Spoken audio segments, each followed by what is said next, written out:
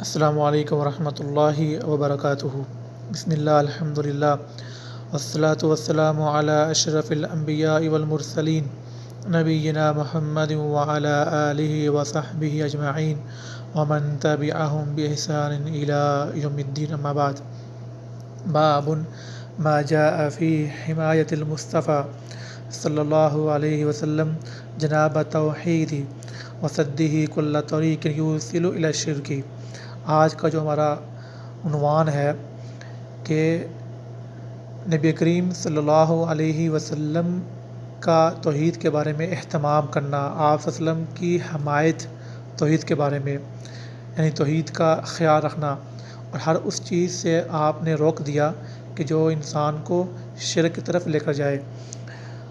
قال رسول اللہ صلی اللہ علیہ وسلم، اللہ کے نبی صلی اللہ علیہ وسلم نے فرمایا، لا تجعلوا بیوتکم قبورا، اپنے گھروں کو قبرستان مت بناؤ کہ ان میں جو ہے نفلی عبادتیں، قرآن پاک کی تلاوت، ذکر و اذکار ہونا چاہیے۔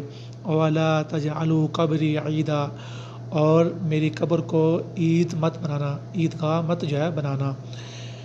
سنت اور صحیح کیا ہے کہ نبی کریم صلی اللہ علیہ وسلم کی جو قبر ہے وہاں پہ ایک عام سے انداز سے، سادہ سے انداز سے بندہ آئے، سلام دعا کر کے جو ہے وہ واپس چلا جائے، جیسا کہ اللہ کے رسول نے یہ بھی جو ہے کہا تھا کہ میری قبر کو سجدہ گاہ مت بنانا۔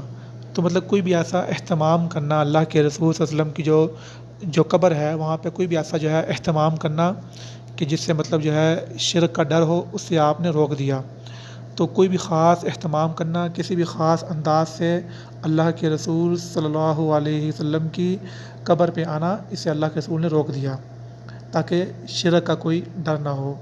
وآخر دعوانا الحمدللہ رب العالمین۔